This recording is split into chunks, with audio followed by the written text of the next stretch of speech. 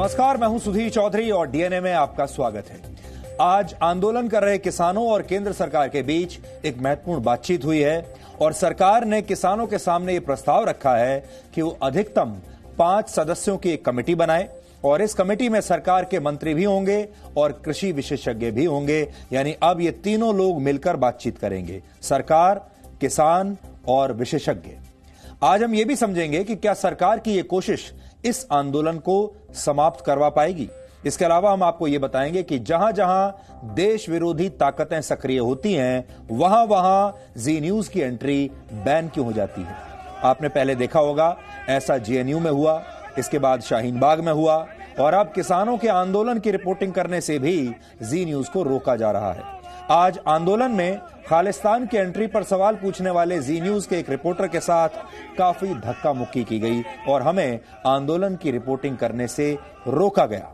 हम ये बात लगातार कहते आ रहे हैं कि इस आंदोलन को देश विरोधी ताकतें हाईजैक करने की कोशिश कर रही हैं। हम किसानों के खिलाफ नहीं हैं, लेकिन हम इन ताकतों के खिलाफ हैं। आज हम आपको इसके नए सबूत दिखाएंगे। कुछ लोग हम पर किसान विरोधी होने का आरोप लगा रहे हैं, लेकिन आज हम इन लोगों से ये पूछना चाहते हैं कि जब जी न्यूज ने इसी पंजाब में विधवाओं के गांव की कहानी दिखाई थी, तब ये लोग किसानों की उन विधवाओं का हाल जानने के लिए पहुंचे क्यों नहीं थे। तब इन्हीं लोगों ने उन विधवाओं की मदद क्यों नहीं की थी। जब आंदोलन कर रहे किसान सड़क पर खाना बनाने पर मजबूर होते हैं, तब ये लोग उनकी मदद क्यों नहीं करते। जी न्यूज की रिपोर्टिंग टीम ने एक पूरी रात आंदोलन कर रहे किसानों के साथ बिताई है। कल रात पूरी रात हम उनके साथ थे और उनकी परेशानियों को समझने की कोशिश की। आज पूरे देश को यह जानना चाहिए कि सर्द रातों में आंदोलन के लिए जागना कैसा होता है। इसके बाद हम दुनिया की सबसे ऊंची पर्वत चोटी माउंट एवरेस्ट के गलत नामकरण का विश्लेषण करेंगे। माउंट एवरेस्ट का नाम सर जॉर्ज एवरेस्ट के नाम पर रखा गया था, क्योंकि जिस अंग्रेज अधिकारी के कार्यकाल में माउंट एवरेस्ट की ऊंचाई मापी गई थी, जॉर्ज एवरेस्ट उसके गुरु थे। इसलिए उन्होंने दुनिया के सबसे ऊंचे पर्वत का नाम माउंट एवरेस्ट रख दिया और आज भी हम इसे माउंट एवरेस्ट के नाम से ही जानते हैं। लेकिन माउंट एवरेस्ट की ऊंचाई किसी अंग्रेज ने नहीं, बल्कि भारत के ही महान गणितज्ञ राधानाथ सिकदर ने मापी थी। आज हम आपको इस दिलचस्प तथ्य के बारे में बताएंगे और यह मांग भी आपके सामने रखेंगे कि माउंट एवरेस्ट का नाम बदलकर माउंट सिकदर क्यों नहीं कर देना चाहिए। और आखिर में हम आपको महान फुटबॉलर डिएगो मैराडोना के संपत्ति के विवाद के बारे में बताएंगे। पिछले महीने की 25 तारीख को ही मैराडोना की मृत्यु हुई है, लेकिन अपनी मौत के 4 दिन बाद ही उनकी संतानें उनकी 650 करोड़ रुपए की संपत्ति के लिए आपस में लड़ने लगी हैं। जिस समय मैराडोना के बच्चों को, उनके परिवार को उनकी आत्मा की शांति के लिए प्रार्थना करनी चाहिए थी, ऐसे समय में वो उनकी संपत्ति के लिए लड़ रहे हैं। इसलिए कलयुग के इस परिवार के बारे में भी आज हम आप सबको बताएंगे। लेकिन सबसे पहले आज की तमाम बड़ी खबरें नॉनस्टॉप न्यूज में। कृषि कानून को लेकर सरकार और 32 किसान संगठनों की बातचीत में आज कोई नतीजा नहीं निकला। किसानों से अब 3 दिसंबर को चौथे दौर की बातचीत होगी। कृषि मंत्री नरेंद्र सिंह तोमर ने बैठक को कारगर बताया। वहीं आंदोलन रोकने पर कहा, इसका फैसला किसानों को करना है। स्वाभाविक रूप से हम तो किसान भाइयों को आग्रह करते ही हैं कि वो आंदोलन स्थगित करें और वार्ता के लिए आएं, लेकिन ये फैसला करना किसान यूनियन पर और किसानों पर निर्भर है। सरकार ने खास मुद्दों पर किसानों से कल तक सुझाव देने को भी कहा है, ताकि बदलाव को लेकर 3 दिसंबर की बैठक में चर्चा की जा सके। लेकिन किसानों ने कहा कि ठोस नतीजे आने तक आंदोलन नहीं रुकेगा। कोई सस्पेंड नहीं करेंगे, अब एजिटेशन जारी रखेंगे, एजुटेशन को और बढ़ाएंगे, ये हमारा निर्णय है। बैठक में सरकार की तरफ से वाणिज्य मंत्री पीयूष गोयल और वाणिज्य राज्य मंत्री सोम प्रकाश भी थे। बैठक में कृषि कानूनों पर एक प्रेजेंटेशन दिया गया। सरकार ने किसानों के सामने एक कमेटी बनाने का प्रस्ताव भी रखा। कमेटी ये सब तय करेगी और सरकार के अधिकारी होंगे और मंत्री जी खुद होंगे और जिनमें हमको आपत्ति है वो आपत्तियां दूर करेंगे। इस बैठक के बाद कृषि मंत्री और वाणिज्य मंत्री ने यूपी और उत्तराखंड के किसान नेताओं के साथ भी कृषि मंत्रालय में एक अलग बैठक की। नए कृषि कानून के खिलाफ किसानों का आंदोलन आज छठे दिन भी जारी है। दिल्ली में हरियाणा सीमा पर पंजाब से आए किसानों ने आज भी विरोध प्रदर्शन किया और नए कृषि कानून को वापस लेने की मांग की। कमेटी बनाओ, कमेटी डिसाइड करेगी इनके फायदे हैं नुकसान हैं। नुकसान है, तभी तो आंदोलन हो रहा है।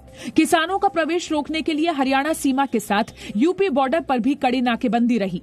कई रास्ते डाइवर्ट किए गए। गाजियाबाद में रास्ते बंद किए जाने पर किसानों ने पुलिस बैरिकेडिंग पर ट्रैक्टर चढ़ा दिया। पश्चिमी उत्तर प्रदेश से ट्रैक्टरों बसों में आए किसानों को नोएडा और गाजियाबाद में रोका गया तो किसानों ने वहीं पर धरना शुरू कर दिया।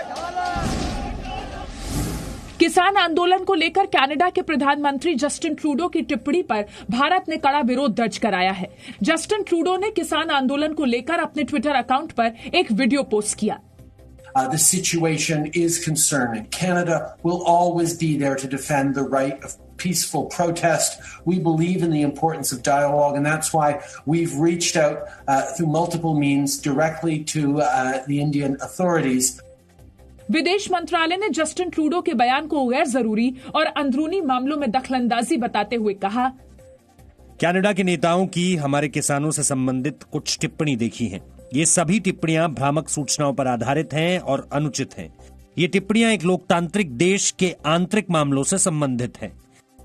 कनाडा में सिख बड़ी संख्या में हैं। ट्रूडो के बयान को स्थानीय राजनीति में सिखों का समर्थन बनाए रखने की कोशिश के तौर पर देखा जा रहा है। जेएनयू की पूर्व छात्र नेता शहला रशीद के पिता अब्दुल रशीद शोरा ने जी न्यूज से बातचीत में बड़े आरोप लगाए हैं। उन्होंने शहला रशीद की दिल्ली की संपत्तियों की जांच की बात भी कही है। अब्दुल रशीद शोरा ने कहा कि अगर शहला के इंटरनेट से जुड़ी डिटेल्स की जांच की जाए तो बड़े खुलासे होंगे। इनके इंटरनेट पे जो एक्टिविटीज है, अकाउंट्स इनके जांच हो, इनके साथ वालों के अकाउंट्स जांच हो, इनके एसेट्स है दिल्ली में जो मुझे इन्होंने नहीं बताया। अगर बता देते तो मैं पूछ लेता ये कहां से आ गया, इसका सोर्स क्या है, तो वो इन्वेस्टिगेशन हो जाने दो। शहला रशीद ने जी न्यूज से फोन पर बातचीत में पिता के आरोपों को एक झूठी कहानी बताया है। तो उनका एलिगेशन है कि आप मतलब वो इन वे कहते हैं कि आप जो एंटी नेशनल एक्टिविटीज में हैं, अनलॉफुल एक्टिविटीज में हैं, फिर उस पे आप क्या बोलना चाहेंगी? एलिगेशन को एलिगेशन नहीं मानती हूँ, क्योंकि एलिगेशन तब कहलाई जाती है जब उसमें कुछ दम हो, जब उसमें कुछ बेसिस हो। ये जो है ये टोटल फिक्शन स्टोरी है। जम्मू कश्मीर बीजेपी ने शहला रशीद के पिता के आरोपों को गंभीर बताते हुए सच का पता लगाकर कार्रवाई की मांग की है। Indian council of medical research ने कोरोना वैक्सीन पर बड़ा बयान दिया है। आईसीएमआर ने कहा कि मकसद कोरोना वायरस ट्रांसमिशन चेन को तोड़ना है। आईसीएमआर के मुताबिक अगर ट्रांसमिशन चेन ब्रेक हो गई तो पूरे देश को वैक्सीन लगाने की जरूरत नहीं पड़ेगी। So if we are able to vaccinate a critical mass of people and break that virus transmission, then we may not have to vaccinate the entire population. स्वास्थ्य सचिव राजेश भूषण ने कहा, पूरे देश के टीकाकरण की बात सरकार ने कभी नहीं कही। पूरे देश के टीकाकरण की बात सरकार ने कभी नहीं की। I just wanted to make that clear. सरकार ने ऑक्सफोर्ड वैक्सीन के ट्रायल में हिस्सा लेने वाले एक शख्स पर कथित दुष्प्रभाव से वैक्सीन की टाइमलाइन प्रभावित होने की आशंका को खारिज किया है। ग्रेटर हैदराबाद नगर निगम के 150 में से 149 सीटों के लिए आज वोटिंग हुई। एआईएमआईएम के अध्यक्ष असदुद्दीन ओवैसी खुद बाइक चलाकर मतदान करने पहुंचे। ओवैसी ने कहा कि इस चुनाव में उनकी लड़ाई उन लोगों से है जो हैदराबाद को बदलना चाहते हैं। हमारी लड़ाई उन लोगों से है जो हैदराबाद को बदलना चाहते हैं। आप बीजेपी की बात कर रहे हैं? नहीं, मैं किसका भी नाम ले सकता हूँ ना। मॉडल कोड ऑफ कंडक्ट है, कैसा बोलूंगा। ग्रेटर हैदराबाद नगर निगम के चुनाव में दक्षिण के कई फिल्मी सितारे भी वोट डालने पहुंचे। कड़ी सुरक्षा के बावजूद हैदराबाद के कुकाटपल्ली में बीजेपी और टीआरएस कार्यकर्ताओं के बीच झड़प हो गई। हैदराबाद म्युनिसिपल चुनाव को बीजेपी ने राष्ट्रीय चुनाव की तरह लड़ा है। बीजेपी अध्यक्ष जेपी नड्डा, यूपी के मुख्यमंत्री योगी आदित्यनाथ के बाद गृह मंत्री अमित शाह ने भी हैदराबाद में रोड शो किया था। चुनाव के नतीजे 4 दिसंबर को आएंगे। पश्चिम बंगाल की मुख्यमंत्री ममता बनर्जी ने पीएम केयर्स फंड पर भी सवाल उठाए हैं। उन्होंने पूछा कि पीएम केयर्स फंड के लाखों करोड़ों रुपए का क्या हुआ, उसका ऑडिट क्यों नहीं किया जा सकता है। ममता बनर्जी ने कहा कि केंद्र सरकार केंद्रीय एजेंसियों के जरिए हमारी सरकार को डिस्टर्ब करने की कोशिश कर रही है। मुझे पता है कि चुनाव से पहले वो ऐसा और करेंगे। लाइन नहीं जाएगा, इसको छोड़ के और कुछ नहीं जाएगा। जो बीजेपी कहेगा वही होगा। ममता बनर्जी के आरोपों पर बीजेपी ने जवाब दिया। बंगाल बीजेपी के अध्यक्ष दिलीप घोष ने कहा कि जब सीबीआई जांच की बात आती है तो ममता बनर्जी अधिकारियों को बचाने के लिए विरोध करने लगती हैं। बॉलीवुड अभिनेत्री उर्मिला मातोंडकर आज शिवसेना में शामिल हो गई। उर्मिला मातोंडकर को मुंबई में मुख्यमंत्री उद्धव ठाकरे की मौजूदगी में शिवसेना की सदस्यता दिलाई गई। शिवसेना ने उर्मिला को महाराष्ट्र विधान परिषद में भेजने का फैसला लिया है। बहुत जरूरी है कि महाराष्ट्र जैसा प्रदेश जो अपने आप में सांस्कृतिक और सामाजिक मूल्यों पे हमेशा आगे रहा है, ऐसे मूल्यों को आगे रखना बहुत जरूरी है और इसलिए कहीं ना कहीं उन्होंने मेरे बारे में सोचा। इसके लिए मैं अपने आप को बहुत खुशनसीब समझती हूँ। उर्मिला मातोंडकर ने 2019 में कांग्रेस के टिकट पर लोकसभा का चुनाव लड़ा था, लेकिन हार के बाद पार्टी के तौर तरीकों पर सवाल उठाते हुए कांग्रेस से इस्तीफा दे दिया था। इस समय की सबसे बड़ी खबर यह है कि आज आंदोलन कर रहे किसानों और केंद्र सरकार के बीच एक बहुत महत्वपूर्ण बैठक हुई है और ये बैठक 4 घंटे तक चली। इसमें सरकार ने किसानों के सामने एक प्रस्ताव रखा है और सरकार ने किसानों को कहा है कि वो अधिकतम 5 सदस्यों के नाम सुझाए, यानी वो 5 सदस्यों की अपनी एक कमेटी बनाए। 5 प्रतिनिधि पहले तय करे कि किसानों की तरफ से वो 5 नेता कौन से होंगे जो सरकार से बात करेंगे और इसके बाद एक एक्सपर्ट कमेटी बनाई जाएगी और फिर इस एक्सपर्ट कमेटी में सरकार इन किसानों के 5 प्रतिनिधियों को इसमें रखेगी। इस कमेटी में सरकार के मंत्री भी होंगे और इसी कमेटी में कृषि विशेषज्ञ भी होंगे। यानी बड़ी खबर इस समय यह है कि सरकार ने किसानों को यह कहा है कि एक तो आप अपने प्रतिनिधियों की संख्या, अपने नेताओं की संख्या को कम कीजिए। 30 से 35 नेताओं के साथ बातचीत करना संभव नहीं है। सरकार ने कहा है कि अधिकतम आप 4 से 5 नेताओं को पहले चुनिए। 4-5 नेताओं अपने प्रतिनिधियों के साथ हमारे पास आइए। उसके बाद त्रिपक्षीय बातचीत होगी, यानी उस बातचीत के 3 हिस्से होंगे।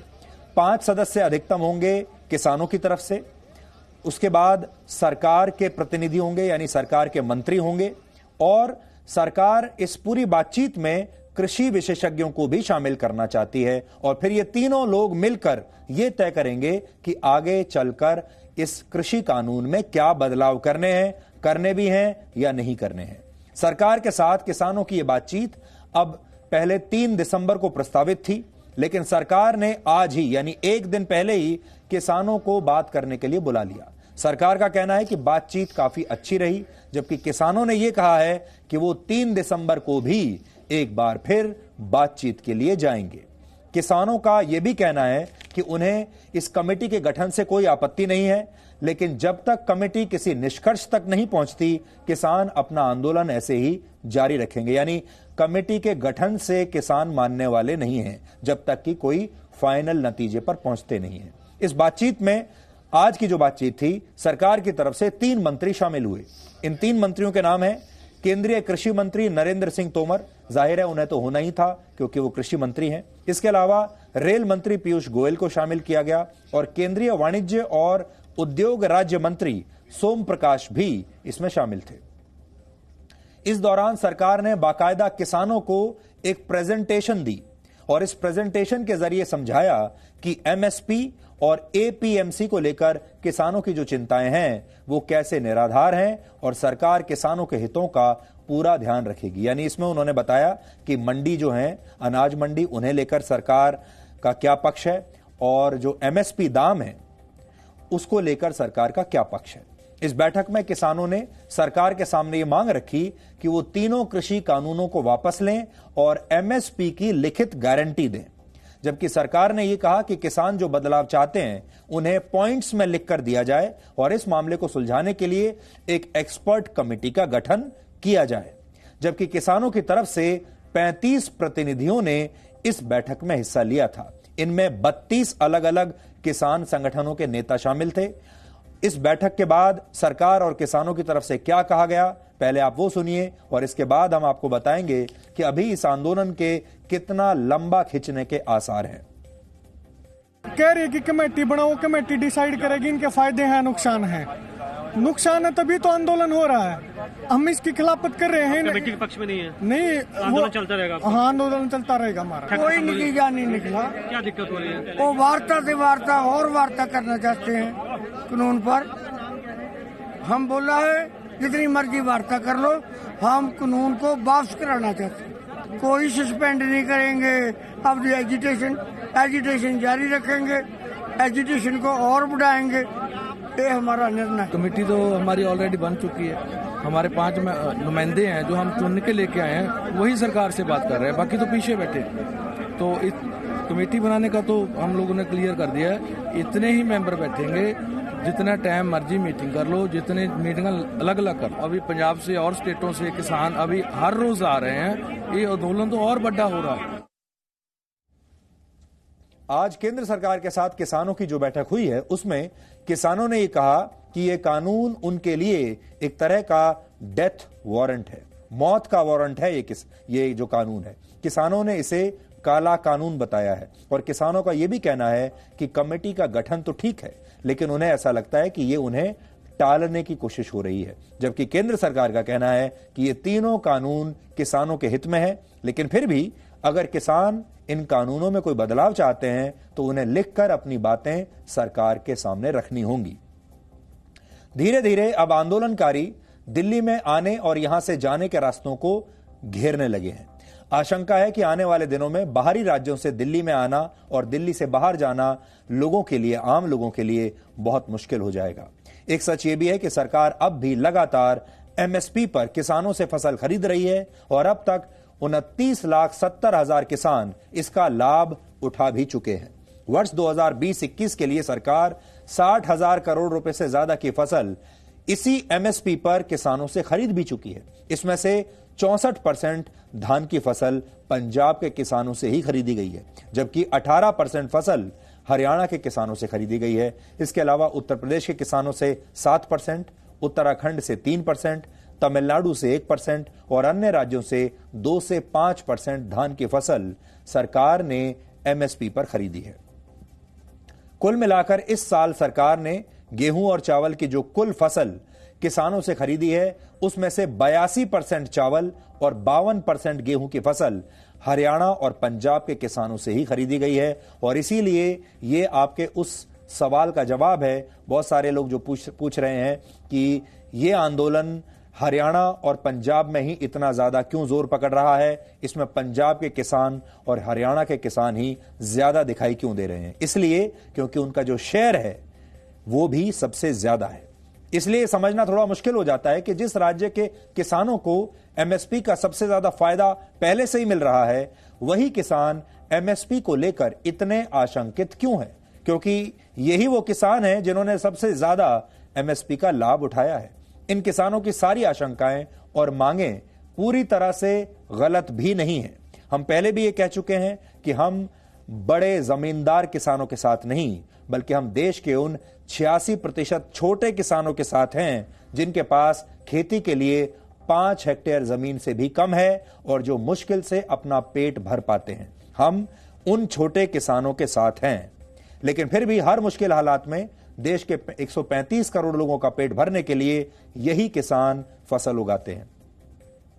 अब इन किसानों के बीच कुछ देश विरोधी तत्वों की एंट्री हो चुकी है और आपको याद होगा हम पिछले 1 हफ्ते से इन किसानों को भी इस बात के लिए चेतावनी दे रहे हैं, देश के लोगों को भी आगाह कर रहे हैं। और आज फिर से एक बार अपने किसान भाइयों को हम ये कहना चाहते हैं कि उन्हें बहुत सावधानी से आगे बढ़ने की जरूरत है।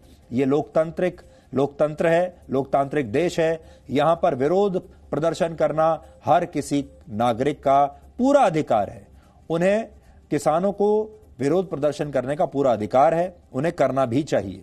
लेकिन ये विरोध प्रदर्शन अगर कोई और हाईजैक कर ले, अगर इसमें विदेशी ताकतें आ जाएं, इसमें अगर अलगाववादी ताकतें आ जाएं, तो फिर किसानों को सावधान हो जाना चाहिए। और हमें पहले दिन से ये खबरें मिल रही हैं कि इन विरोध प्रदर्शनों में ऐसे एलिमेंट्स आ चुके हैं।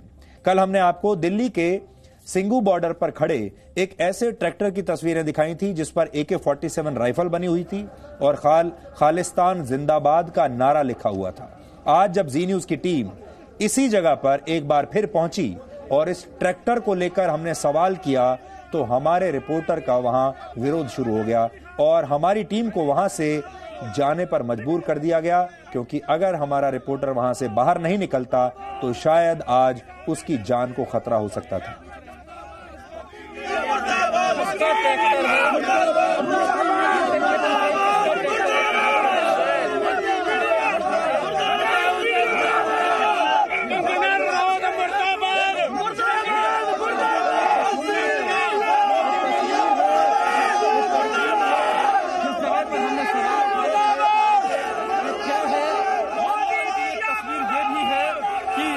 कोई जवाब नहीं दे रहे हैं। भाई साहब, हमारा सवाल ये है,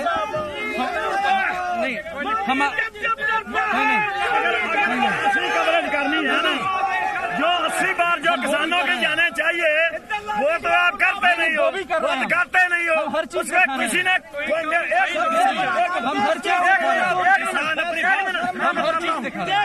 हमारे भाई साहब खालिस्तान जिंदाबाद लिखा है, स्टिकर मेरी बात सुनो, खालिस्तान दिखाई दे दिया। ये भाई हमारे ये हथियार है इनके, इनको इनसे प्यार है। वो हमारा वो जे कोई होगा बिल्कुल नहीं, हम सिर्फ आपसे पूछ रहे हैं गलत है या सही है, हमारे भाई हो। अब यहां जी न्यूज का सवाल इन प्रदर्शनकारियों से सिर्फ इतना था कि खालिस्तान जिंदाबाद के नारे वाला ये ट्रैक्टर यहां पर क्या कर रहा है और ये ट्रैक्टर किसका है जिस पर खालिस्तान जिंदाबाद लिखा हुआ है, जिस पर AK-47 राइफल बनी हुई है। हमारा सवाल सिर्फ इतना था और ये सवाल सुनकर वहां मौजूद जो प्रदर्शनकारी किसान थे वो भड़क गए। अब हम ये भी नहीं कह सकते कि ये किसान भी थे या ये कोई और थे, लेकिन ये इस सवाल को लेकर भड़क गए और फिर ये आरोप लगाने लगे कि आप हमारे असली मुद्दों को नहीं उठा रहे हैं और इस तरह के मुद्दों को आप उठा रहे हैं। जबकि इन्हें यह समझना चाहिए कि किसानों का मुद्दा सबसे ज्यादा हमेशा, आज से नहीं वर्षों से जी न्यूज नहीं उठाया है। कुल मिलाकर हमें जो बात समझ में आई और जो आपको भी समझनी चाहिए वो ये कि हमारे देश में जहां जहां भी देश विरोधी ताकतें सक्रिय हो जाती हैं वहां वहां जी न्यूज की एंट्री बंद हो जाती है, बैन हो जाती है, क्योंकि हम सच बोलते हैं, घबराते नहीं।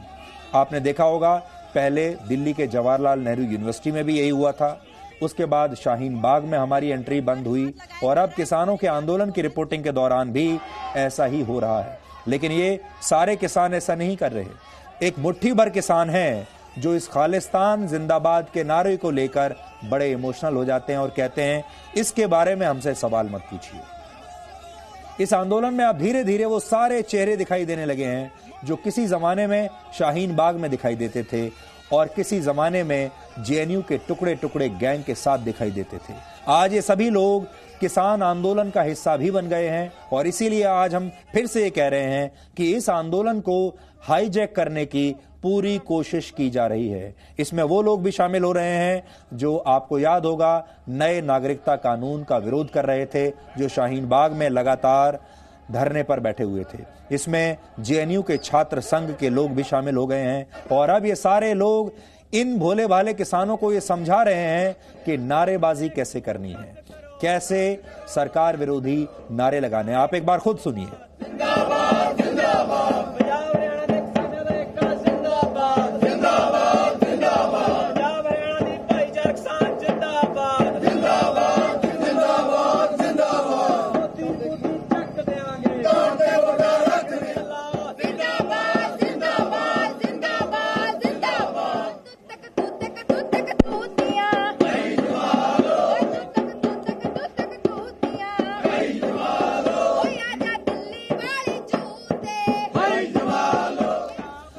हम पिछले कुछ दिनों से लगातार इस आंदोलन में खालिस्तान, कुछ अलग अलग राजनीतिक पार्टियों और विदेशी ताकतों की एंट्री के सबूत आपको दिखा रहे हैं और आज इसका एक बहुत बड़ा सबूत कनाडा से आया है।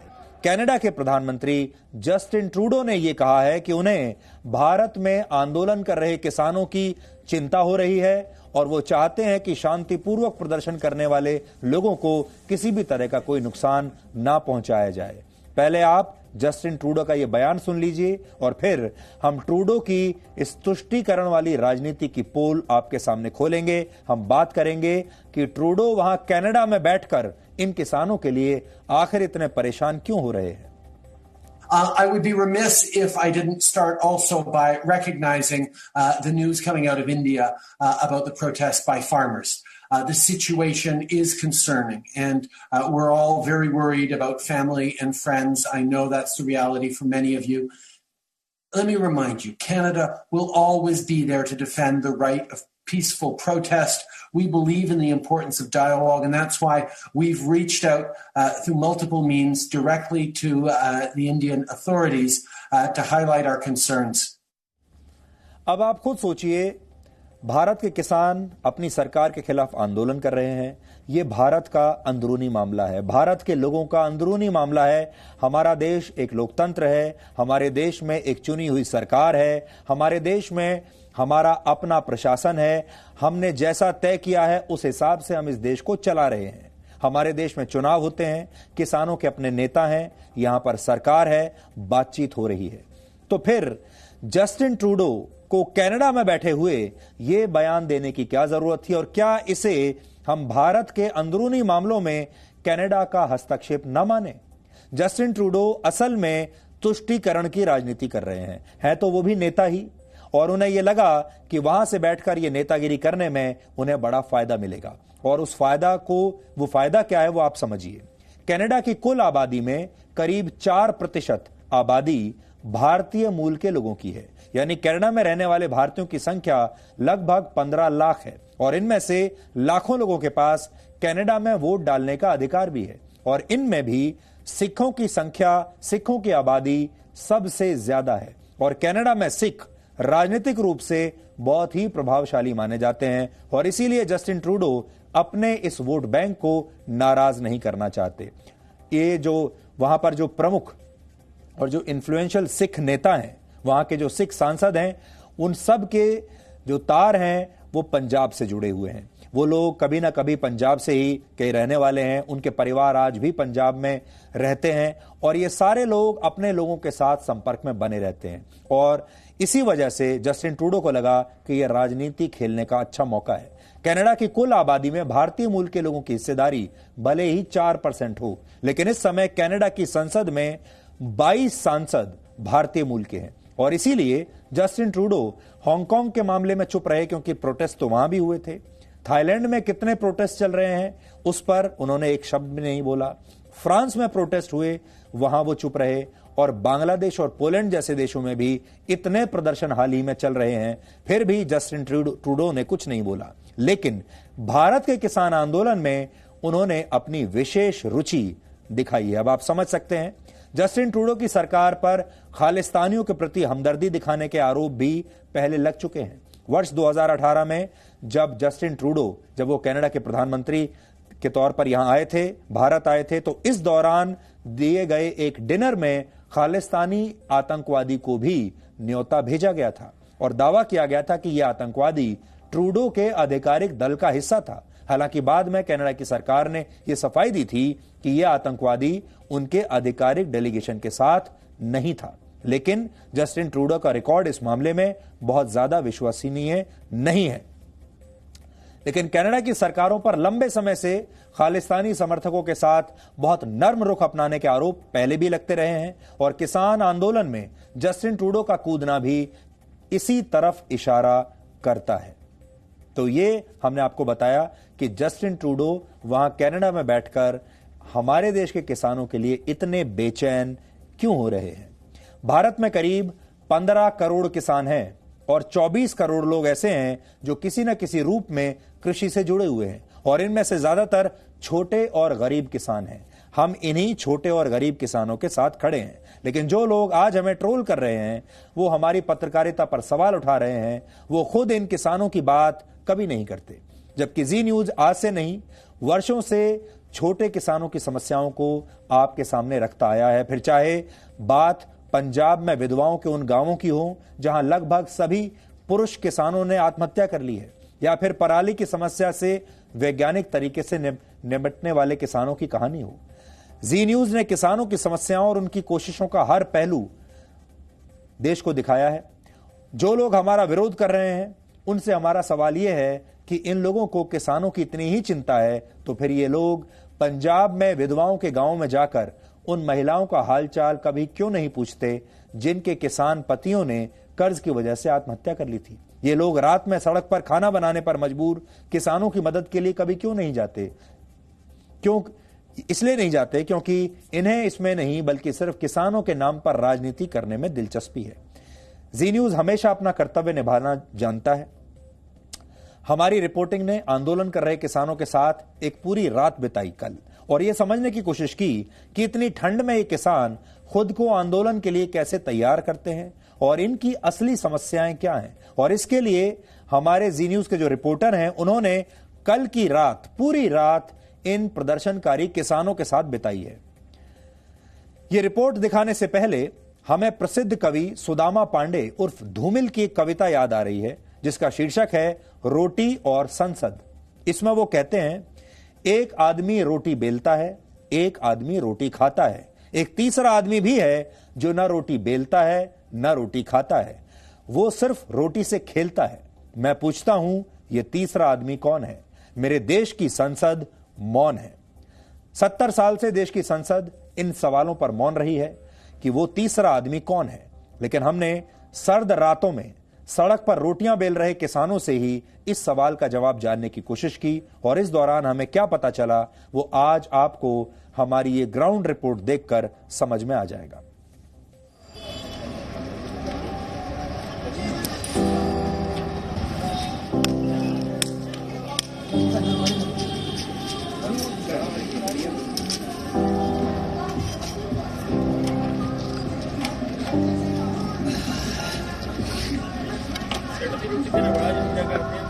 हमारा इरादा दृढ़ है, हम वापस नहीं जाएंगे अपनी मंगा मनाए बिना।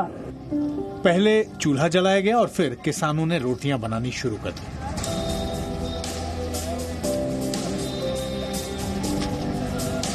साल भर मेहनत करके खेत में अनाज उपजाने वाला अन्नदाता अब उसी अनाज से अपने लिए रोटियां बना रहे हैं।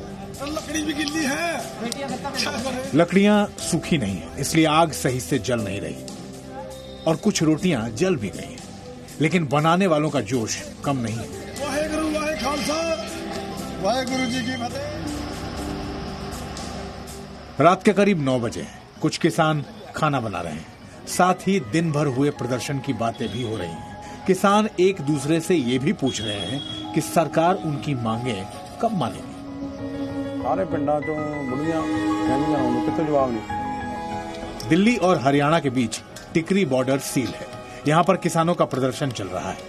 शाम होते होते मीडिया के कैमरे भी यहाँ से वापस चले जाते हैं। हालांकि इस आंदोलन में जी न्यूज छोटे और गरीब किसानों के साथ है और उनके हक की बात कर रहा है।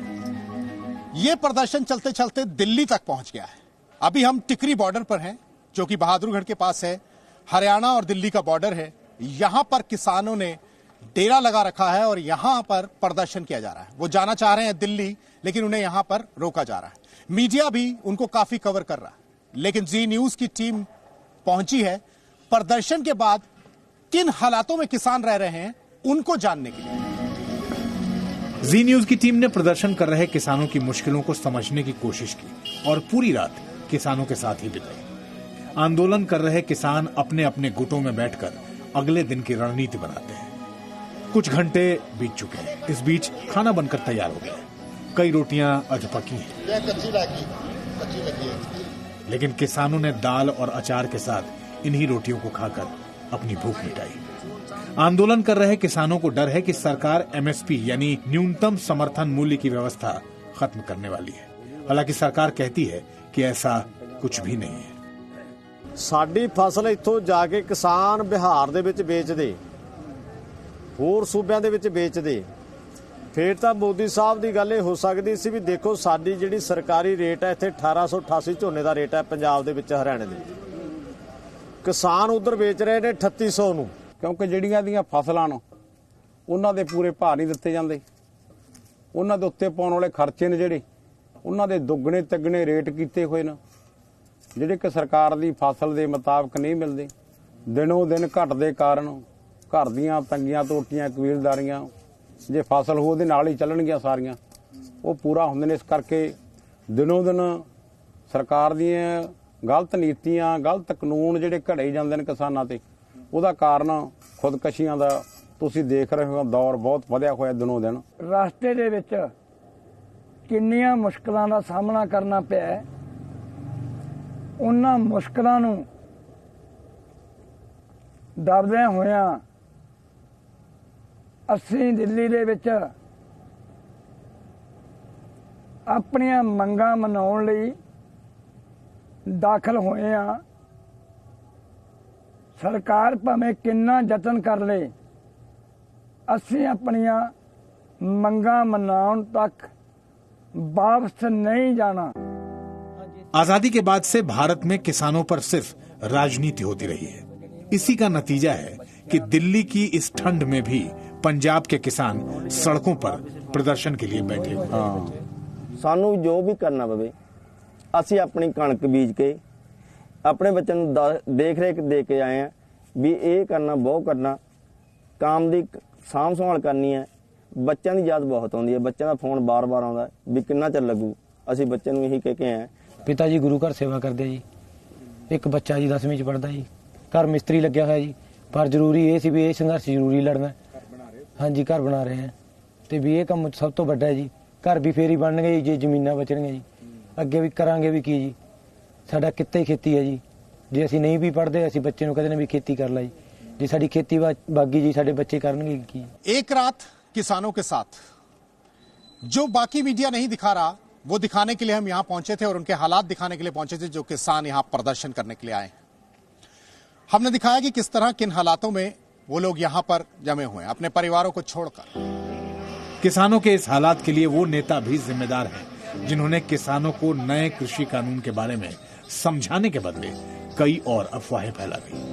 ਚਾਹੁੰਦੇ ਵੀ ਸਰਕਾਰ ਸਾਡੇ ਨਾਲ ਬਹਿ ਕੇ ਗੱਲ ਕਰੇ ਤੇ ਵੀ ਜੋ ਹੱਕ ਹੈ ਸਾਡੇ ਸਾਨੂੰ ਦੇਵੇ। ਹਾਲਾਤ ਵੀ ਜਿਵੇਂ ਵੀ ਚੱਲਦੇ ਆ ਵੀ ਇਹ ਜਲਦੀ ਹੋਵੇ ਹੱਲ ਇਹਨਾਂ ਦਾ ਤੇ ਅਸੀਂ ਜਲਦੀ ਘਰਾਂ ਨੂੰ ਪਹੁੰਚ ਗਏ। किसानों ने अपना डर जी न्यूज को बताया और फिर कई किसान खुले आसमान के नीचे ही कंबल ओढ़कर सो गए। शायद आप भी अपने घर पर सर्दी को दूर करने की कोशिशें कर रहे होंगे। हालांकि खुले में किसी सड़क पर ऐसा करना बहुत मुश्किल है। पिछले कई वर्षों में किसानों की परेशानियों के बारे में जितनी खबरें जी न्यूज ने देश तक पहुंचाई है उतनी किसी ने नहीं पहुंचाई। हम किसानों के हर सुख और दुख में शामिल रहे हैं और देश को ये भी बता रहे हैं कि हमारे अन्नदाता कितने संघर्षों के बाद देश के 135 करोड़ लोगों का पेट भरते हैं। किसानों की समस्याओं को समझते समझते पूरी रात बीत गई। वहां मौजूद सुरक्षाकर्मी सुबह की तैयारियां करते थे। देश में किसानों के नाम पर होने वाली राजनीति की वजह से ऐसे प्रदर्शन हो रहे हैं और ऐसा करके हमारे किसान कुछ नेताओं का मोहरा बन गए हैं। बहुत साल पहले देश के प्रधानमंत्री रहे लाल बहादुर शास्त्री ने इस देश में एक नारा दिया था, जय जवान जय किसान। ये नारा इसलिए दिया गया था कि उनको मालूम था कि जवान ही है वो इस देश को महफूज रख सकता है और एक किसान है जो इस पूरे देश का पेट भर सकता है। लेकिन गंदी राजनीति के चलते आज स्थिति ऐसी है कि किसान और जवान दोनों आमने सामने हैं। वीडियो जर्नलिस्ट सूरज के साथ अमित भारद्वाज, जी न्यूज, दिल्ली।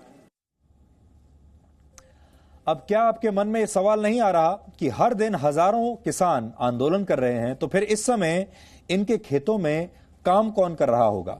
इस समय पंजाब में रबी की फसल का सीजन है और इसी दौरान बड़े पैमाने पर गेहूं और सरसों बोया जाता है। लेकिन जब हजारों किसान आंदोलन कर रहे हैं तो फिर इनके खेतों का पीछे से क्या हो रहा होगा? आज हमने इस बारे में देश के अलग अलग राज्यों के किसानों से बात की और ये समझने की कोशिश की कि ये किसान इस आंदोलन का हिस्सा क्यों नहीं बन रहे हैं और जो किसान दिल्ली नहीं आए हैं वो अभी क्या कर रहे हैं। हमें पता चला कि ज्यादातर किसान इस समय भी अपने खेतों में ही व्यस्त हैं और फसल की बुआई का काम कर रहे हैं। इनमें से कुछ किसानों का तो यहां तक भी कहना था कि वो लगातार खेती करके एक तरह से एक आंदोलन ही तो कर रहे हैं। हाँ, आपको देश भर के इन किसानों की बातें भी आज सुननी चाहिए। आंदोलन के लिए जो लगे हैं और हम यहाँ लगे हैं, ये भी आंदोलन का एक हिस्सा है। अगर हम खेती नहीं करेंगे तो वहाँ जो आंदोलन में बैठे लोग हैं उनको हम क्या खिला पाएंगे। तो उनके कल के लिए हम खेती कर रहे हैं और वो हमारे कल के लिए वहाँ पर आंदोलन कर रहे हैं। जो दे रहे हैं धरना वो किसान नहीं हो सकते। किसान को समय कहाँ है? किसान के फसलें बोनी, फसलें को पानी पिलाना, अगर उसको सही काम नहीं करेंगे, सही टाइम पे काम नहीं करेंगे तो बच्चे बच्चे क्या खिलाएंगे? किसान को टाइम ही नहीं कि खेत से छोड़कर दिल्ली कैसे पहुंचेंगे वहां तक। वहां 15 दिन बैठ जाएंगे तो 15 दिन में ये फसल सारी खराब हो जाएगी। ये सब झूठे लोग हैं जो जाके दिल्ली बैठ गए। कृषि कानून किसानों की हित है, उनको पता ही नहीं है कि कृषि कानून है क्या। अभी पहले नहीं था लाभ, अभी बिल्कुल किसानों को लाभ मिल रहा है, जिससे समझ नहीं पा रहे क्यों विरोध प्रदर्शन कर रहे हैं ये लोग। खेत में काम करके भी हम विरोध करेंगे, इसको छोड़ देंगे तो अभी तो हमको खाने के लिए नहीं मिलेगा, इसको करते हुए में भी हम विरोध करेंगे। फसल मेहनत, अपने मेहनत पर ही हम अपना गुजारिश करना चाहते हैं। अभी हम नहीं जा सकते, हम यहाँ संभाल के वहाँ जाए। वहाँ बहुत किसान भाई है, वो तो हमको पता है, जानकारी भी है। आंदोलन चल रहा है पर अभी हमको तो 6 दिन हो गए यहीं पे। ऐसा नहीं है कि किसानों को कुछ फायदा नहीं दिया जा रहा है। सरकार द्वारा बहुत पर्याप्त प्रयास किए जा रहे हैं किसानों के लिए, फिर भी किसान जो व्यवस्थित किसान नहीं है या फिर जो ओरिजिनल किसान नहीं है उनके द्वारा ऐसा किया जा रहा है, फिर कुछ इनके बहकाव में आकर किया जा रहा है काम। तो आपने देखा कि हमारे देश में लगभग 15 करोड़ किसान हैं। वो देश के अलग अलग हिस्सों में फैले हुए हैं, उन सब की राय अलग अलग है, लेकिन ये सब किसान बहुत बेसब्री से आंदोलनकारी किसानों की तरफ देख रहे हैं। देश का हर किसान इस समय दिल्ली पर नजरें गड़ाए बैठा हुआ है और वो जानना चाहता है कि आखिरकार अब सरकार और इन किसानों के बीच बातचीत में होगा क्या, क्योंकि जो कुछ भी होगा, जो भी नतीजा निकलेगा, या तो इन कानूनों में कुछ बदलाव किया जाएगा या ये कानून ऐसे ही रहेंगे या फिर कुछ और नया कानून आएगा। इस सब का देश के 15 करोड़ किसान परिवारों पर बहुत बड़ा असर पड़ने वाला है। और खास तौर पर हम जिनके लिए ज्यादा चिंतित हैं, हम चिंतित हैं छोटे किसानों के लिए जिनके पास 5 हेक्टेयर से भी कम जमीन है। हम चिंतित हैं उन किसानों के लिए जो बड़ी मुश्किल से किसी तरीके से अपने परिवार की रोजी रोटी खेती करके चला रहे हैं। हम उन किसानों के लिए उतना चिंतित नहीं हैं जो किसान सिर्फ इनकम टैक्स बचाने के लिए कृषि में आए हैं। इस देश में भी 2 तरह के किसान हैं, एक वो जो इनकम टैक्स वाले किसान हैं और एक वो जो रोजी रोटी वाले किसान हैं। इसलिए इस फर्क को भी पूरे देश को समझना होगा, क्योंकि जब कानून बनाए जाते हैं, नीतियां बनाई जाती हैं, तो उनमें छोटे किसानों का ज्यादा ध्यान रखा जाता है। अब हम आपसे सामान्य ज्ञान का एक सवाल पूछना चाहते हैं। क्या आप जानते हैं कि दुनिया की सबसे ऊंची पर्वत चोटी माउंट एवरेस्ट का नाम माउंट एवरेस्ट क्यों पड़ा? इसका जो जवाब इतिहास की किताबों में आपको पढ़ाया गया होगा वो ये है कि वर्ष 1865 में रॉयल ज्योग्राफिकल सोसाइटी ने दुनिया की सबसे ऊंची पर्वत चोटी का नाम माउंट एवरेस्ट रखा था। यह नामकरण सर जॉर्ज एवरेस्ट के नाम पर हुआ था। जॉर्ज एवरेस्ट वर्ष 1830 से 1843 तक भारत में नक्शे और मानचित्र बनाने वाली सबसे बड़ी संस्था सर्वे ऑफ इंडिया के प्रमुख थे और 1866 में आज ही के दिन उनका निधन हुआ था। अब हम आपसे दूसरा सवाल पूछते हैं कि माउंट एवरेस्ट का नाम माउंट राधानाथ सिकदर क्यों नहीं है? सच यह है कि पश्चिम बंगाल के एक गणितज्ञ राधानाथ सिकदर ने पहली बार माउंट एवरेस्ट की ऊंचाई को रिकॉर्ड किया था, यानी ये पर्वत चोटी कितनी ऊंची है इसे मापा था। लेकिन ब्रिटिश साम्राज्य ने उनका नाम छिपा दिया, उसे कभी सामने नहीं आने दिया और इस महान खोज का श्रेय सर एंड्रू स्कॉट वॉ को दे दिया। एंड्रू स्कॉट वॉ उस समय सर्वे ऑफ इंडिया के डायरेक्टर थे, इसलिए यह श्रेय राधानाथ सिकदर से छीनकर एंड्रू वॉ को दे दिया गया, जबकि इसका असली हकदार एक भारतीय था। माउंट एवरेस्ट की ऊंचाई का आधिकारिक आकलन पहली बार ब्रिटिश राज में सर्वे ऑफ इंडिया द्वारा किया गया था। इस एजेंसी की स्थापना भारत का आधिकारिक मानचित्र बनाने के लिए की गई थी।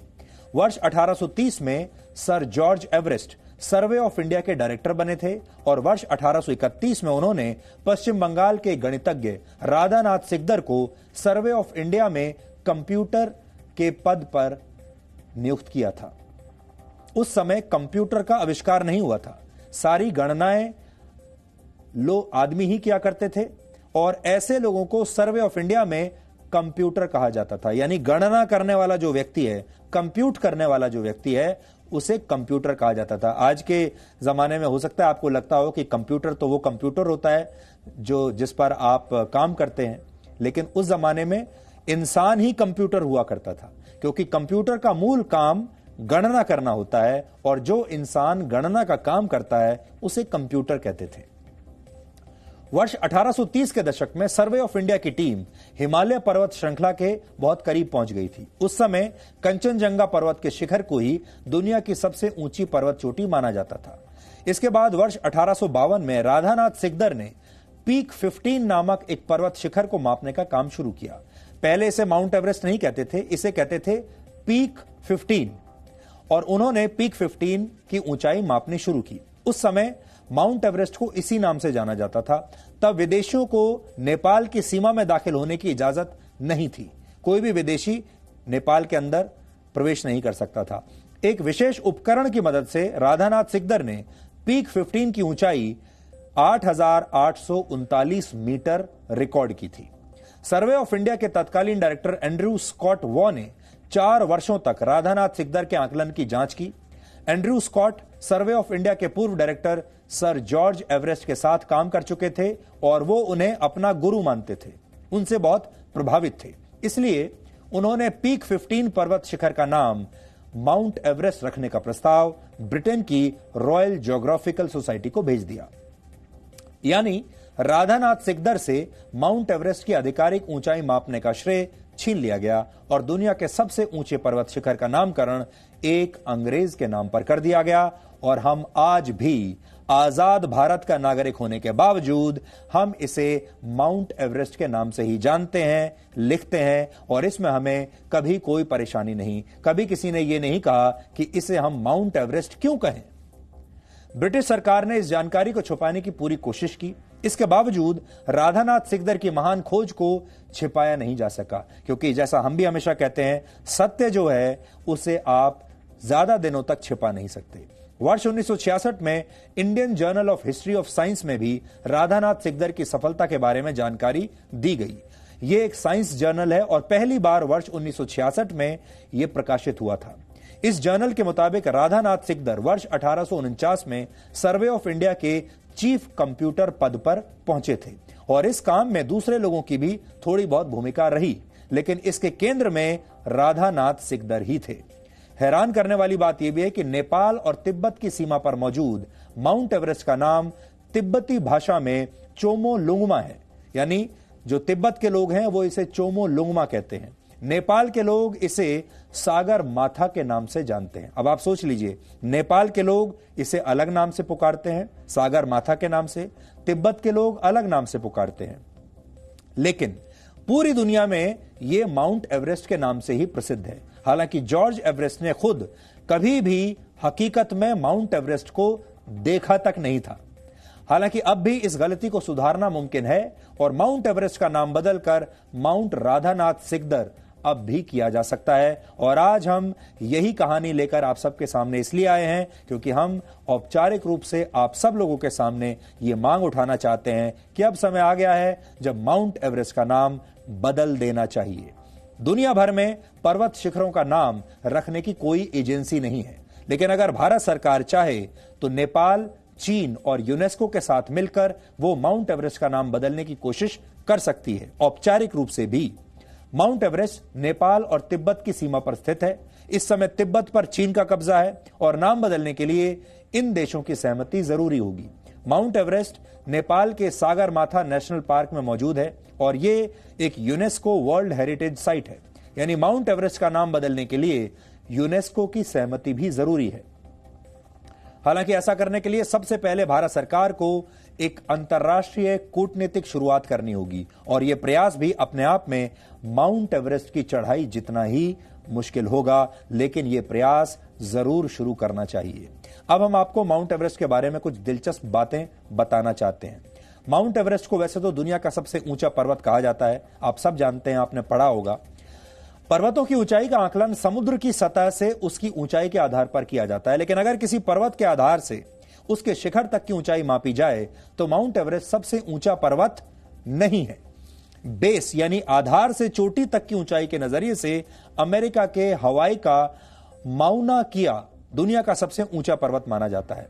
माउना किया की ऊंचाई 10,210 मीटर है, जो माउंट एवरेस्ट से ज्यादा है। आपको जानकर हैरानी होगी कि हिमालय दुनिया की सबसे युवा पर्वत श्रृंखला है, जिसकी ऊंचाई अब भी लगातार बढ़ रही है। वैज्ञानिकों के मुताबिक माउंट एवरेस्ट की ऊंचाई हर साल 4 मिलीमीटर बढ़ जाती है, यानी 100 वर्षों में इसकी ऊंचाई 16 इंच तक बढ़ जाती है। 8,000 मीटर की ऊंचाई पर माउंट एवरेस्ट का डेथ जोन शुरू होता है, क्योंकि खराब मौसम और ऑक्सीजन की कमी की वजह से सबसे ज्यादा मौतें यहीं होती हैं, इसलिए इसे डेथ जोन कहते हैं। माउंट एवरेस्ट की चढ़ाई करने वालों को 2 o'clock रूल का पालन करना होता है, यानी चढ़ाई करने वालों को दोपहर 2 बजे तक माउंट एवरेस्ट पर पहुंच जाना होता है, क्योंकि इसके बाद मौसम बदलना शुरू हो जाता है, इसलिए इसे 2 o'clock रूल कहते हैं। तकनीक के विकास की वजह से माउंट एवरेस्ट पर चढ़ाई के दौरान होने वाली मौतों में हर साल 2% की कमी आ रही है। आधिकारिक तौर पर माउंट एवरेस्ट की चढ़ाई से पहले 10 हफ्तों की एक कठिन ट्रेनिंग लेनी होती है और इसके बाद ही माउंट एवरेस्ट पर जाने की इजाजत किसी को भी मिलती है। अगर माउंट एवरेस्ट का नाम भारत के गणितज्ञ राधानाथ सिकदर के नाम पर होता तो इससे भारत का नाम दुनिया भर में प्रसिद्ध होता, इससे भारत की सॉफ्ट पावर और बढ़ती। हालांकि इसके लिए कोशिशें पहले शुरू नहीं हुई। सिर्फ माउंट एवरेस्ट ही नहीं, बल्कि हमारे देश के नाम के साथ भी ऐसा ही हुआ। भारत को इंडिया नाम भी विदेशियों ने ही दिया है। इतिहासकार मानते हैं कि सबसे पहले ग्रीस के लोगों ने भारत को इंडिका कहकर बुलाया था और बाद में धीरे धीरे यह नाम इंडिया में बदल गया। आज भी भारत में एक वर्ग ऐसा है जो अपनी पहचान को भारत से नहीं बल्कि इंडिया से जोड़कर देखता है और अंग्रेजों को अपना वैचारिक पूर्वज मानता है। भारत में एक वर्ग ऐसा भी है जो भारत को हिंदुस्तान मानने से इनकार करता है। वो ये कहते हैं कि हम भारत तो कह देंगे लेकिन हिंदुस्तान नहीं कहेंगे। ऐसे ही लोगों की वजह से इंडिया, भारत और हिंदुस्तान के बीच की खाई लगातार बड़ी होती जा रही है। अब इस बात पर भी बहस चल रही है कि क्यों ना भारत के लिए इंडिया शब्द का प्रयोग भी पूरी तरह से बंद कर दिया जाए। भारत के संविधान के पहले आर्टिकल में भी लिखा है, India that is Bharat shall be a union of states, यानी विदेशियों का दिया हुआ नाम आखिरकार भारत के संविधान का भी हिस्सा बन ही गया। इसके अलावा सिंधु नदी के नाम पर भारत का नाम हिंदुस्तान भी पड़ा। सिंधु का उच्चारण फारसी भाषा में हिंदू किया जाता है और कई लोग मानते हैं इसी वजह से भारत को हिंदुस्तान भी कहा जाता है। लेकिन भारतीय पुराणों और ग्रंथों में भी भारत को अलग अलग नाम दिए गए हैं। इनमें मेलुहा, भारत, भारत, भारतवर्ष, आर्यव्रत और जम्बू द्वीप जैसे नाम शामिल हैं। सनातन संस्कृति में जब भी कोई पूजा पाठ या हवन होता है और इस दौरान जब संकल्प लिया जाता है तो आपके नाम और शहर के नाम के साथ जम्बू द्वीपे भरत खंडे भी कहा जाता है। आपने ये नोट किया होगा, आप में से जिन लोगों ने इस तरह के पूजा पाठ किए होंगे। ये इस बात का प्रमाण है कि भारत को किसी जमाने में जम्बू द्वीप के नाम से भी जाना जाता था। यानी विदेश से आए लोगों ने धीरे धीरे भारत की पहचान मिटाने की पूरी कोशिश की और इसी कोशिश के तहत कभी मुंबई को बॉम्बे, कभी चेन्नई को मद्रास, कोलकाता को कलकत्ता और दिल्ली को दिल्ली कर दिया गया। और गुलाम मानसिकता के शिकार हमारे ही देश के लोगों ने पहले इसे खुशी खुशी स्वीकार कर लिया और फिर वर्षों तक गुलामी की इस पहचान को ही अपनी असली पहचान मानकर वो चलते रहे और आज भी चल रहे हैं। और आज ये सारे लोग अपने आप को पढ़ा लिखा कहते हैं, बुद्धिजीवी कहते हैं। लेकिन याद रखिए, जो देश अपनी जड़ों को भुला देता है उस देश को दुनिया कभी सम्मान की दृष्टि से नहीं देखती। अब हम 3 मिनट का एक ब्रेक ले रहे हैं और इस ब्रेक के बाद हम आपको महान फुटबॉलर डिएगो मैराडोना के संपत्ति विवाद के बारे में बताएंगे। जिस समय उनके परिवार को उनकी आत्मा की शांति के लिए प्रार्थना करनी चाहिए थी, क्योंकि अभी उनकी मृत्यु पिछले हफ्ते ही तो हुई है, उस समय उनका परिवार मैराडोना की संपत्ति के लिए लड़ रहा है। यह हम आपको ब्रेक के बाद बताएंगे।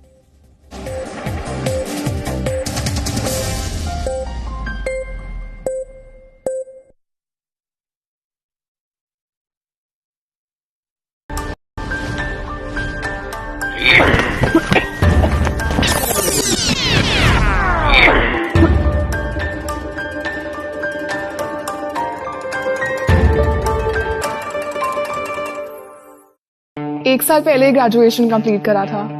घर पे सबको बहुत उम्मीदें थी, बेटी है, कुछ करके दिखाएगी।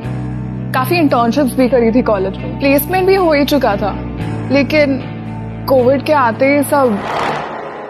क्या आप नौकरी को लेकर परेशान हैं? तो अब जी न्यूज पर देखिए रोजगार की हर खबर। जी रोजगार समाचार, दिन भर जी न्यूज पर।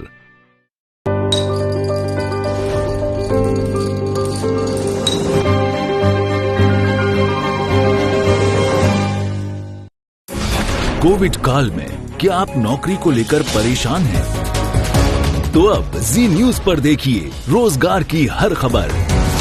जी रोजगार समाचार, दिन भर जी न्यूज पर।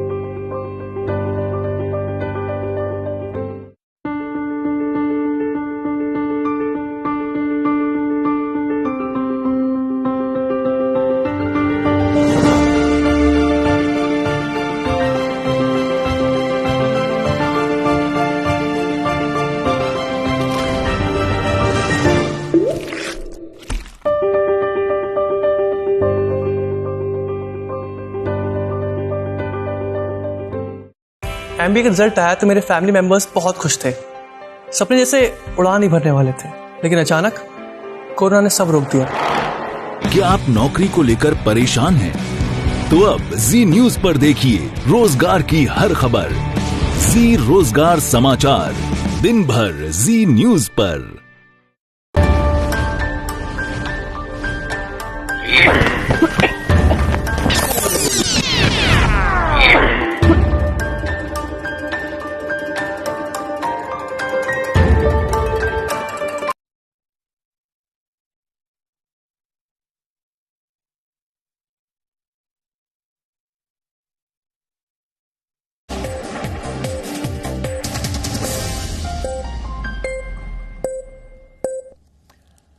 अब हम आपको मशहूर फुटबॉल खिलाड़ी मैराडोना के खेल की नहीं बल्कि उनकी मौत के बाद उनके परिवार के अंदर शुरू हुए संपत्ति विवाद के बारे में बताएंगे।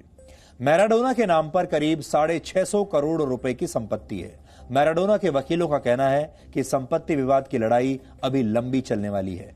मैराडोना के पारिवारिक सूत्रों से जो जानकारी मिली है उसके मुताबिक डिएगो मैराडोना अपनी कोई वसीयत छोड़कर नहीं गए हैं। वसीयत न होने के कारण संपत्ति विवाद को निपटाने में अब लंबा समय लगेगा। मैराडोना की संपत्ति का वारिस कौन है, इसे जानने के लिए आपको मैराडोना के इस फैमिली ट्री को देखना चाहिए।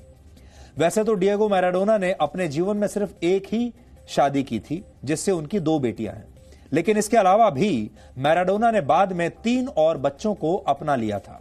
हालांकि ऐसा दावा किया जाता है कि मैराडोना के बच्चों की कुल संख्या 11 है। मैराडोना ने जिन बेटे बेटियों को स्वीकार नहीं किया, अब वो भी संपत्ति में अपना हिस्सा मांग रहे हैं। यानी कुल मिलाकर कहा जाता है कि मैराडोना के 11 बच्चे हैं, अपने विवाह से और विवाह के बाहर से, लेकिन उन्होंने इन 11 में से सिर्फ 5 बच्चों को अपना बच्चा स्वीकार किया था। मतलब मैराडोना की मृत्यु के बाद जो कुछ हो रहा है उससे शायद उनकी आत्मा भी बहुत दुखी होगी। अभी तो मैराडोना की मौत को 1 हफ्ता भी हुआ नहीं है और संपत्ति को लेकर उनकी संतानों के बीच झगड़ा शुरू हो गया है। पिछले वर्ष मैराडोना का अपनी बेटी जियानिना से कुछ विवाद हुआ था।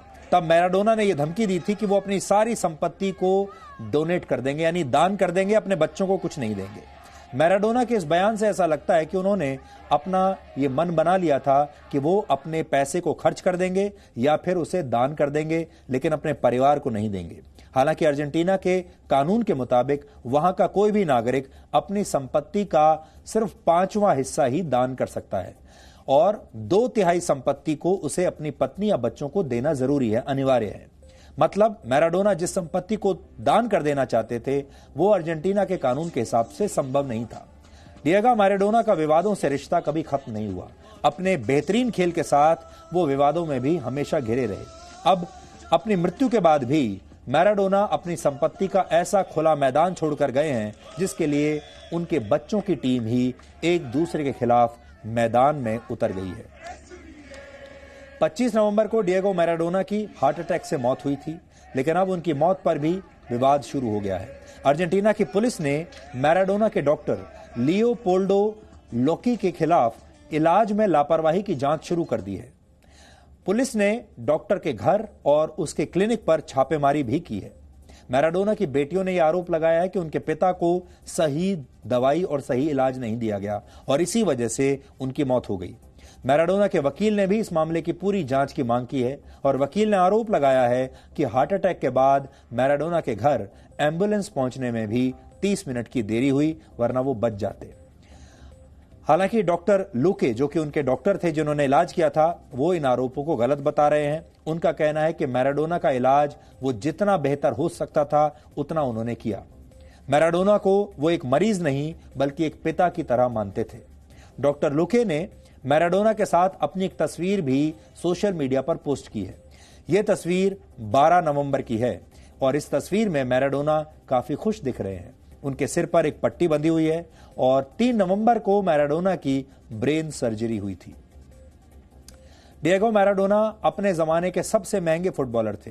उनसे जुड़ते ही कोई भी चीज कैसे कीमती हो जाती थी, अब उसका एक उदाहरण आप देखिए। वर्ष 1986 के वर्ल्ड कप के क्वार्टर फाइनल में उन्होंने इंग्लैंड के खिलाफ बहुत मशहूर हैंड ऑफ गॉड गोल किया था। इस मैच में मैराडोना ने जो जर्सी पहनी थी, अब उस जर्सी को नीलाम किए जाने की खबर आ रही है। मैराडोना की इस जर्सी पर 148 करोड़ रुपए की बोली लगने का अनुमान है, यानी ये जर्सी अकेले ही 150 करोड़ रुपए की है। मैराडोना की मशहूर 10 नंबर वाली जर्सी से जुड़ी एक दिलचस्प जानकारी भी आपको आज हम बताते हैं। इंग्लैंड के खिलाफ मैच जीतने के बाद मैराडोना ने अपनी जर्सी इंग्लैंड के ही एक खिलाड़ी स्टीव हॉज को दे दी। स्टीव हॉज, आप सभी ने देखा होगा, फुटबॉल मैच खत्म होने के बाद दोनों टीमों के खिलाड़ी अपनी टी शर्ट को आपस में बदल लेते हैं, यानी अपनी जर्सी एक दूसरे से बदलते हैं। आमतौर पर खिलाड़ी ऐसा एक दूसरे को सम्मान देने के लिए करते हैं। फिलहाल मैराडोना की वो जर्सी मैनचेस्टर के नेशनल फुटबॉल म्यूजियम में रखी हुई है और स्टीव हॉज ने वर्ष 2003 में म्यूजियम को ये जर्सी किराए पर दे दी थी। मतलब मैनचेस्टर का फुटबॉल म्यूजियम स्टीव हॉज को इसके बदले में काफी बड़ी रकम देता है। अब इस जर्सी की नीलामी से होने वाली कमाई स्टीव हॉज को मिलेगी। मैराडोना से जुड़ने के बाद हर वस्तु कितनी महंगी और महत्वपूर्ण हो जाती थी, इसे आप मैराडोना की इस जर्सी के जरिए समझ सकते हैं। आज आपको यह कहानी बताने का मकसद हमारा यह था कि हमारे देश में तो आप जानते हैं, अगर हिंदू रीति रिवाज से बात करें तो जब किसी व्यक्ति की मृत्यु होती है तो उसकी 13वीं के बाद ही, उसके मृत्यु के 13 दिन तक उसका पूरा परिवार शोक में रहता है और उसके 13 दिनों के बाद ही वो अपना जो सामान्य जीवन है वो जीना शुरू करता है। 13 दिनों तक वो शोक में रहते हैं। लेकिन यहां तो अभी 1 हफ्ता भी नहीं हुआ और मैराडोना का परिवार उनके मृत्यु का शोक मनाने की बजाय सिर्फ उनकी संपत्ति को बांटना चाहता है और अभी से उनकी संपत्ति को लेकर परिवार ने एक दूसरे के खिलाफ जंग लड़नी शुरू कर दी है। इसे कहते हैं कलयुग का परिवार। अब आज का सवाल, आज आपको यह बताना है कि सीमा पर भारत की फर्स्ट लाइन ऑफ डिफेंस किस फोर्स को कहा जाता है। आप अपने परिवार के साथ मिलकर इस पर रिसर्च कीजिए और ब्रेक के बाद हम आपको इस सवाल का सही जवाब बताएंगे।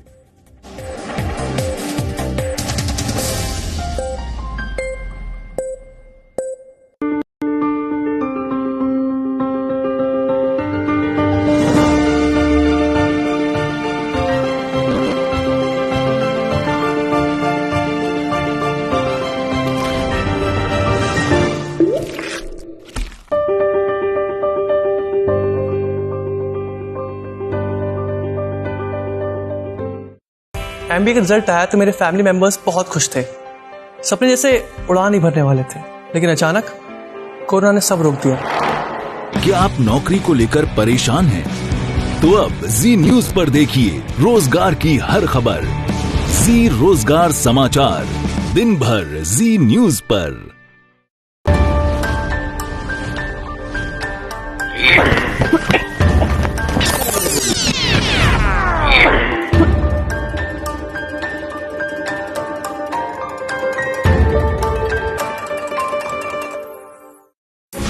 कोविड काल में क्या आप नौकरी को लेकर परेशान हैं? तो अब जी न्यूज पर देखिए रोजगार की हर खबर।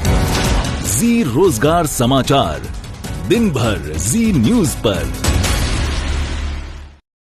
एमबीए का रिजल्ट आया तो मेरे फैमिली मेंबर्स बहुत खुश थे।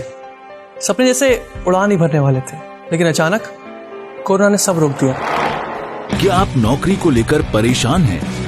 तो अब जी न्यूज पर देखिए रोजगार की हर खबर। जी रोजगार समाचार, दिन भर जी न्यूज पर। 1 साल पहले ग्रेजुएशन कंप्लीट करा था। घर पे सबको बहुत उम्मीदें थी, बेटी है, कुछ करके दिखाएगी। काफी इंटर्नशिप्स भी करी थी कॉलेज में, प्लेसमेंट भी हो ही चुका था, लेकिन कोविड के आते सब। क्या आप नौकरी को लेकर परेशान हैं? तो अब जी न्यूज पर देखिए रोजगार की हर खबर। जी रोजगार समाचार, दिन भर जी न्यूज पर।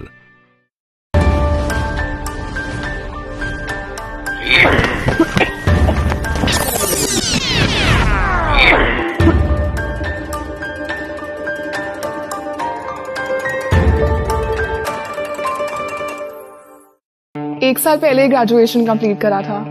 घर पे सबको बहुत उम्मीदें थी, बेटी है, कुछ करके दिखाएगी। काफी इंटर्नशिप्स भी करी थी कॉलेज में, प्लेसमेंट भी हो ही चुका था, लेकिन कोविड के आते सब। क्या आप नौकरी को लेकर परेशान हैं? तो अब जी न्यूज पर देखिए रोजगार की हर खबर। जी रोजगार समाचार, दिन भर जी न्यूज पर।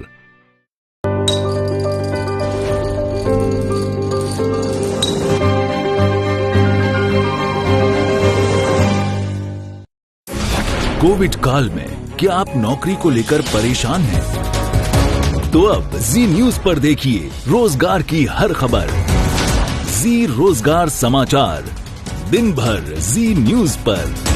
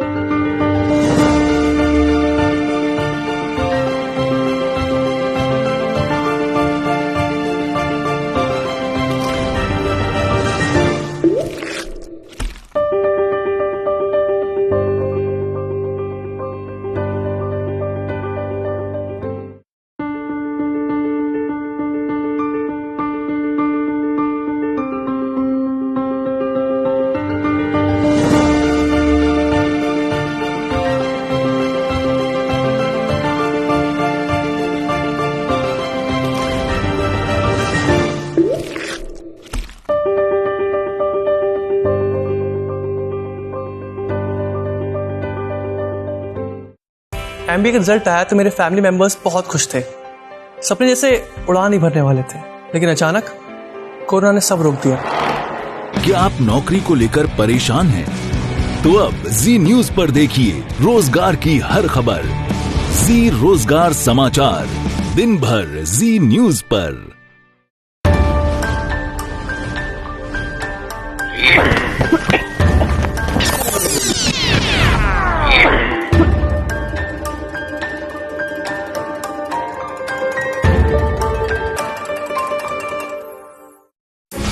कोविड काल में क्या आप नौकरी को लेकर परेशान हैं?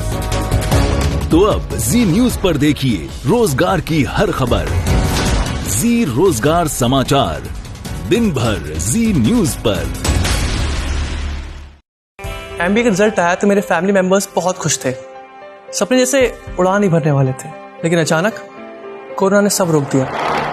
क्या आप नौकरी को लेकर परेशान हैं? तो अब जी न्यूज पर देखिए रोजगार की हर खबर।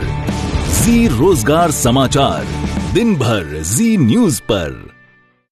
1 साल पहले ग्रेजुएशन कंप्लीट करा था। घर पे सबको बहुत उम्मीदें थी, बेटी है, कुछ करके दिखाएगी। काफी इंटर्नशिप्स भी करी थी कॉलेज में, प्लेसमेंट भी हो ही चुका था, लेकिन कोविड के आते ही सब। क्या आप नौकरी को लेकर परेशान हैं? तो अब जी न्यूज पर देखिए रोजगार की हर खबर। जी रोजगार समाचार, दिन भर जी न्यूज पर।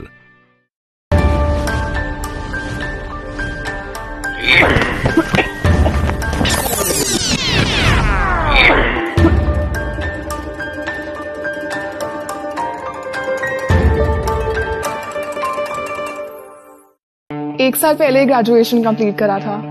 घर पे सबको बहुत उम्मीदें थी, बेटी है, कुछ करके दिखाएगी। काफी इंटर्नशिप्स भी करी थी कॉलेज में, प्लेसमेंट भी हो ही चुका था, लेकिन कोविड के आते ही सब। क्या आप नौकरी को लेकर परेशान हैं? तो अब जी न्यूज पर देखिए रोजगार की हर खबर। जी रोजगार समाचार, दिन भर जी न्यूज पर।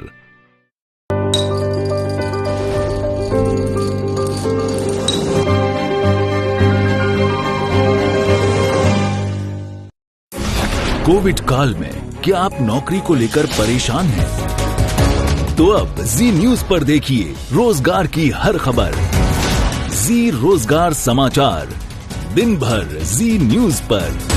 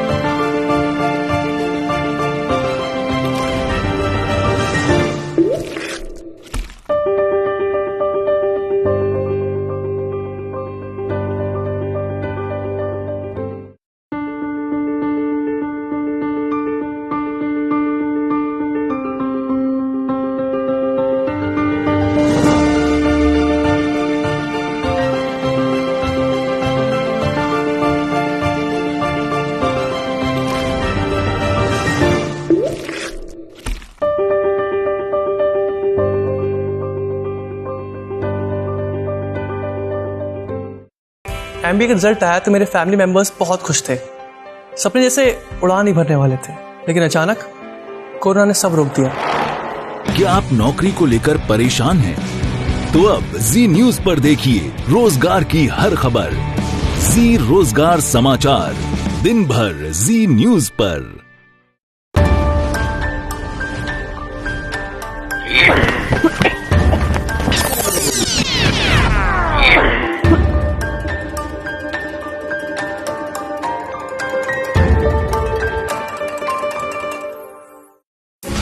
कोविड काल में क्या आप नौकरी को लेकर परेशान हैं? तो अब जी न्यूज पर देखिए रोजगार की हर खबर। जी रोजगार समाचार, दिन भर जी न्यूज पर। MBA का रिजल्ट आया तो मेरे फैमिली मेंबर्स बहुत खुश थे। सपने जैसे उड़ान ही भरने वाले थे, लेकिन अचानक कोरोना ने सब रोक दिया। क्या आप नौकरी को लेकर परेशान हैं? तो अब जी न्यूज पर देखिए रोजगार की हर खबर। जी रोजगार समाचार, दिन भर जी न्यूज पर। एक साल पहले ग्रेजुएशन कंप्लीट करा था। घर पे सबको बहुत उम्मीदें थी, बेटी है, कुछ करके दिखाएगी। काफी इंटर्नशिप्स भी करी थी कॉलेज में, प्लेसमेंट भी हो ही चुका था, लेकिन कोविड के आते ही सब। क्या आप नौकरी को लेकर परेशान हैं? तो अब जी न्यूज पर देखिए रोजगार की हर खबर। जी रोजगार समाचार, दिन भर जी न्यूज पर।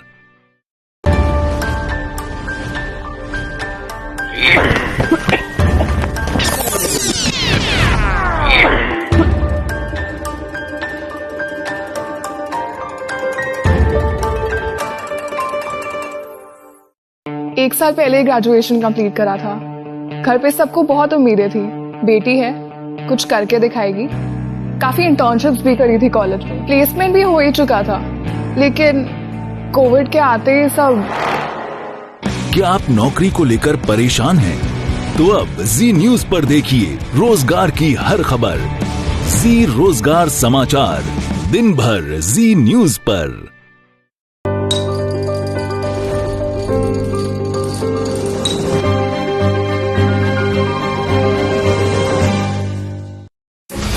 कोविड काल में क्या आप नौकरी को लेकर परेशान हैं? तो अब जी न्यूज पर देखिए रोजगार की हर खबर। जी रोजगार समाचार, दिन भर जी न्यूज पर।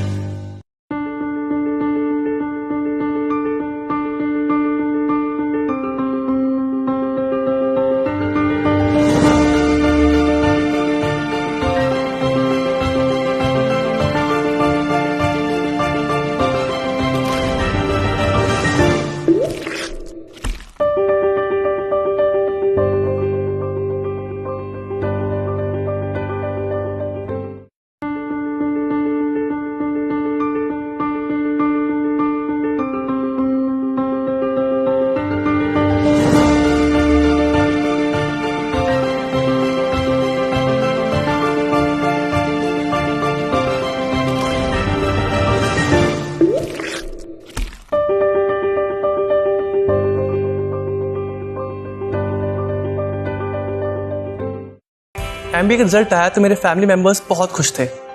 सपने जैसे उड़ान ही भरने वाले थे, लेकिन अचानक कोरोना ने सब रोक दिया। क्या आप नौकरी को लेकर परेशान हैं? तो अब जी न्यूज पर देखिए रोजगार की हर खबर। जी रोजगार समाचार, दिन भर जी न्यूज पर।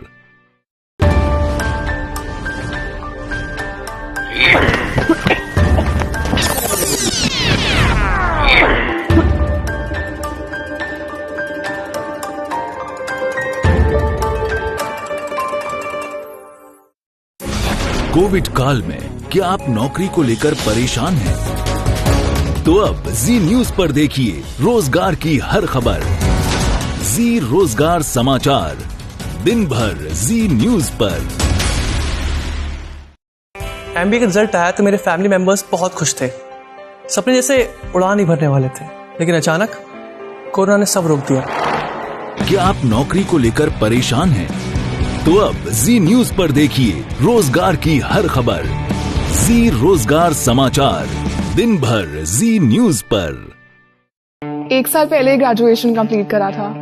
घर पे सबको बहुत उम्मीदें थी, बेटी है, कुछ करके दिखाएगी।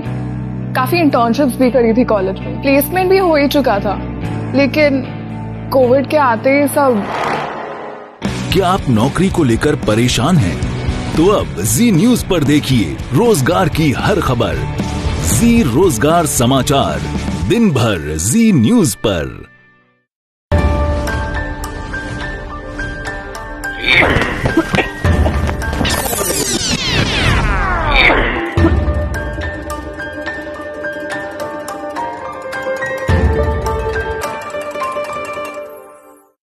एक साल पहले ग्रेजुएशन कंप्लीट करा था। घर पे सबको बहुत उम्मीदें थी, बेटी है, कुछ करके दिखाएगी। काफी इंटर्नशिप्स भी करी थी कॉलेज में, प्लेसमेंट भी हो ही चुका था, लेकिन कोविड के आते सब। क्या आप नौकरी को लेकर परेशान हैं? तो अब जी न्यूज पर देखिए रोजगार की हर खबर। जी रोजगार समाचार, दिन भर जी न्यूज पर।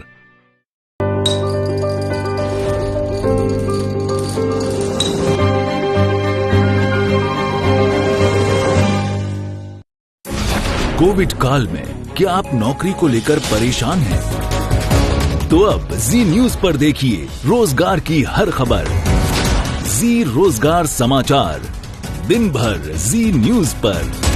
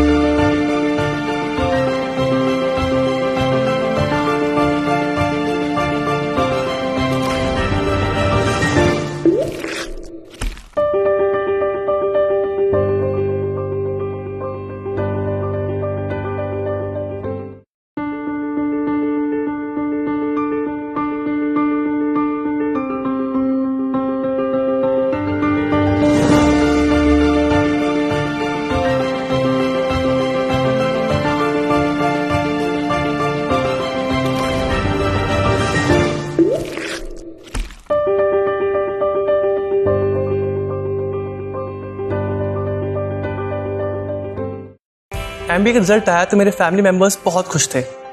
सपने जैसे उड़ान ही भरने वाले थे, लेकिन अचानक कोरोना ने सब रोक दिया। क्या आप नौकरी को लेकर